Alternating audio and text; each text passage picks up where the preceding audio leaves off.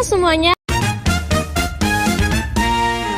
Selamat datang di podcast BBSL Bincang-Bincang Sastra Lokal. Perkenalkan, saya Tabita Tesalonika sebagai host hari ini. Dan saya Nenek Dina Hafiz sebagai co-host hari ini. Hai semuanya. Teman-teman, pada hari ini kita kedatangan tamu spesial loh. Silakan perkenalkan diri. Baik, halo semuanya. Perkenalkan, nama aku Keisha Balkis Lubis. Dari suku aku semua pada tahu lah ya, aku nih dari etnis Mandailing. Jadi aku kedatangan kali ini di podcast Bincang-Bincang Sastra Lokal ingin menjelaskan nih sedikit tentang marturi-turi dari suku adat Mandailing. Selamat datang Kak Keisha. Baik, terima kasih. Jadi langsung aja kita ngobrol-ngobrol dengan kakak ini. Kakak kan dari suku etnis Mandailing. Jadi apa sih Kak cerita atau sastra yang kakak tahu? Nah, di adat Mandailing sendiri itu ada tuh marturi-turian. Marturi-turian itu merupakan kumpulan dari suatu cerita rakyat yang diwariskan secara turun-temurun gitu, dari generasi ke generasi. Jadi kan Kak, tadi marturi cerita-cerita. Cerita apa sih Kak yang ingin kakak bawakan pada hari ini? Nah, di suku adat Mandailing sendiri ada tuh salah satu cerita rakyat atau marturi-turi yang sangat terkenal, yaitu Sampuraga. Semua sudah pada tahu lah ya, atau familiar lah ya tentang cerita Sampuraga ini. Namun ada juga nih marturi-turi yang belum pada terkenal di suku adat Mandailing. Namanya yaitu Nansondang Milang Ilang. Udah pada tahu belum tentang ceritanya? Aku sendiri jujur belum pernah denger sih. Kayaknya ini cerita yang orang di luar Mandailing banyak nggak tahu deh. Jadi cerita Nansondang Milang Ilang ini memang belum banyak diketahui, namun banyak pembelajaran yang bakal bisa diambil nih dari cerita rakyat Nansondang Milang Ilang ini. Jadi Kak, kita langsung masuk aja ya Kak ke cerita Nansondang Milang Ilang ini. Baik. Jadi cerita Nansondang Milang Ilang ini menceritakan tentang suatu kerajaan yang mempunyai gitu tabib yang sakti gitu, dan dia tabib ini memiliki seorang anak perempuan yang cantik, pintar, dan memiliki kesaktian. Dia juga berwibawa. Kesaktiannya ini itulah yang diturunkan dari ayahnya yang dari tabib yang sakti tadi ke anaknya. Jadi Nansondang Milang Ilang ini sebagai bentuk nama dari anak dari tabib itu. Oh, berarti Kak cerita ini mirip ya Kak seperti cerita batu gantung yang ada di Batak Toba. Cuman strukturnya tadi memiliki kesaktian, terus ada kecantikan. Jadi gimana tuh Kak kelanjutan ceritanya? Nah, ceritanya ini dimulai dari sebuah kerajaan besar yang makmur, yang ada seorang tabib yang memiliki kesaktian gitu, dan dia terkenal karena kebaikannya gitu. Jadi dia memiliki seorang anak. Inilah anak itu yang bernama Nansondang Milang Milang. Nansondang Milang Milang ini digambarkan sebagai anak perempuan yang cantik, pintar, berwibawa, dan memiliki kesaktian yang diwariskan dari ayahnya tadi yang seorang tabib tadi. Oh, berarti Kak bukan hanya soal kecantikan tapi juga memiliki kesaktian ya Kak? Betul, dari kampungnya sendiri sampai anak-anak, si Nansondang Milang Ilang ini terkenal gitu karena memiliki kesaktian yang besar gitu. Pantas sih, banyak yang datang buat ngelamar dia juga ya Kak? Betul sekali, dari kampungnya sendiri banyak tuh anak-anak dari bangsawan maupun dari rakyat biasa gitu yang berbondong-bondong gitu ingin melamar dia karena atas kecantikan dia tadi gitu.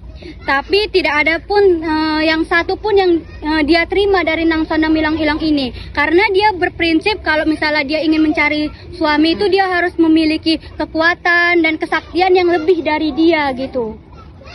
Waduh, memang standar orang Mandailing ini ya tinggi banget.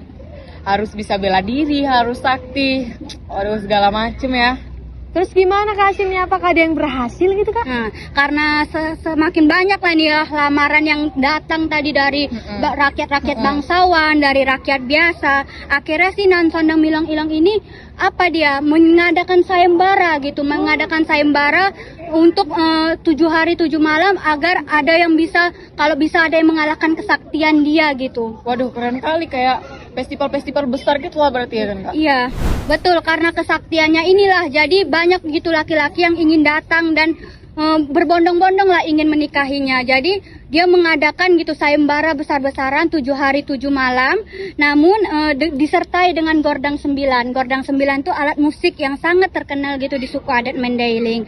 Namun tidak ada satupun pria yang berhasil mengalahkannya. nggak ada satupun pria yang berhasil mengalahkan kekuatan atau kesaktian Nang Sondang Milang Ilang ini. Jadi betulan kak, nggak ada yang bisa ngalahin gitu? Tidak ada. Lalu Nang Sondang Milang Ilang ini jadi kayak, wah nggak ada nih yang bisa mengalahkan kesaktian aku. Jadi dia berkata, jadi dia berdiri dan maju ke tengah dan dia berkata gini, jika aku memilih satu pemuda saja, maka pemuda yang lain akan merasa kecewa dan sakit hati kepadaku. Maka dia tidak ada memilih satu pemuda apapun. Waduh, di bagian ini ada mistis-mistisnya juga ya. Dia akhirnya ya kan ketika jadi dia ketika itu jadi awan itu hitam dan angin kencang dan tiba-tiba ada kabut gitu, dan setelah kabut itu hilang, Nang Sondang Milang Milang ini juga ikut hilang gitu. Di tengah-tengah itu dia ikut hilang bersama dengan kabut itu, dan akhirnya waktu dia di tempat dia yang hilang itu tumbuhlah sebuah pohon aren. Oh berarti kak, pohon aren itu dari etnis Mandailing ini asal usulnya dari situ ya kak? Iya, masyarakat di suku adat Mandailing itu percaya bahwa pohon aren itu adalah wujud dari Putri Nang Sondang Milang Ilang ini, karena cerita rakyat Nang Sondang Milang Ilang ini merupakan salah satu cerita rakyat dari suku adat Mandailing yang sampai sekarang tuh terkenal karena pohon arennya gitu. Oh kak, menarik banget ya kak. Kakak tahu nggak cerita Bantu Gantung? Sama-sama menceritakan tentang perempuan, tapi kan kak kalau di etnis Mandailing itu menjadi pohon aren. Nah, sedangkan di Batak Toba itu dia kan menjadi batu gantung kak. Konsepnya itu mirip gitu, tapi semua karena sama-sama menceritakan tentang tekanan sosial ya, tekanan sosial khususnya gitu pada perempuan, pada masyarakat zaman dahulu. Tetapi dia beda di konsep aja. Mungkin kalau misalnya Nang Sondang Milang Ilang ini lebih memprioritaskan atau mengkonsepkan kekuatan dan kesaktian, sedangkan kalau Batu Gantung itu lebih menekankan kepada kesedihan dan kesengsaraan gitu. Iya bener kak. Ini juga cerita-cerita lokal Nusantara itu keren ya kak, walaupun dari etnis yang berbeda kak. Tapi kan ini saling berhubungan ya kak, Batu Gantung dengan pohon aren tadi, yaitu ada pengorbanan, keberanian, ada pelajaran hidup gitu kak. Aku sih suka ya di antara kedua cerita ini. Kayak dulu tuh perempuan punya suara, tapi seringkali diabaikan gitu atau dipaksa. Kayak Putri Nang Sondang Milang Ilang kan harus cari yang sama seperti dia, kesaktiannya setara sama dia. Batu Gantung harus menikah dengan orang yang dia nggak sukai, kan gitu ya. Aku setuju banget, karena cerita rakyat-rakyat zaman dahulu itu betul harus patut dilestarikan. Kayak cerita tadi Marturi Nang Sondang Milang Milang ini menjadi pengingat gitu, bahwa perempuan itu juga harus memiliki suara gitu. Suara dia juga harus didengar. Jadi dia juga, perempuan di suku adat Mandailing ini juga menceritakan tentang wibawa dia, kesaktian dia. Jadi kita harus memang melestarikan lah gitu marturi-turi dari suku adat Mandailing atau suku manapun gitu. Oh berarti kak, sakti ini juga membawa simbol ya kak, yang dimana itu perempuan itu juga punya kekuatan, akal seperti Batu Gantung itu kak, yang hidupnya itu tegas untuk menolak yang dia tidak inginkan. Waduh, pembahasan kita kali ini deep banget ya guys, dari Putri Nang Sondang Milang Ilang jadi pohon aren sampai Batu Gantung. Deep banget sih. Nah Kak Keisha, sebelum kita closing, ada nggak pesan yang kira-kira ingin kakak sampaikan pada cerita Nang Sondang Milang Milang ini? Nah, dari cerita rakyat Nang Sondang Milang Milang ini dan cerita rakyat tadi Batu Gantung, kita sama-sama belajar gitu bahwa perempuan di zaman dahulu juga memiliki tekanan sosial gitu yang sama. Namun perempuan tetap harus bersuara. Jadi saya berharap marturi-turi Nang Sondang Milang Milang ini dan cerita rakyat apapun dari suku manapun tetap bakal lestari gitu dan diwariskan dari generasi ke generasi. Dan saya berharap pemuda-pemudi Indonesia ini juga belajar untuk mengembangkan gitu atau mencari tahu tentang cerita rakyat yang ada di suku masing-masing gitu. Setuju banget nih Kak Keisha. Aku sendiri sih pribadi sangat-sangat senang ya hari ini bisa berbincang-bincang dengan Kak Keisha, karena punya cerita dari budayanya masing-masing, terus kisahnya tuh bijak dan penuh dengan makna gitu.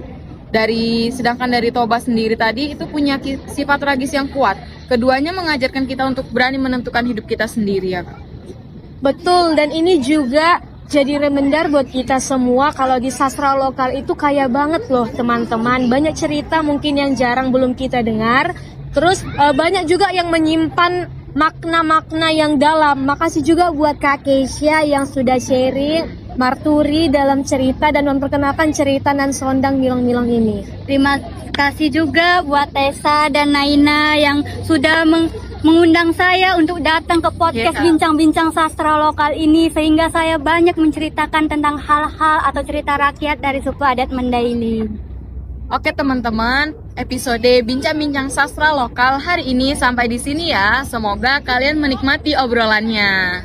Jangan lupa follow dan like ya podcast kami karena masih banyak kisah lokal Nusantara yang penuh makna. Saya Tabita Tesalonika.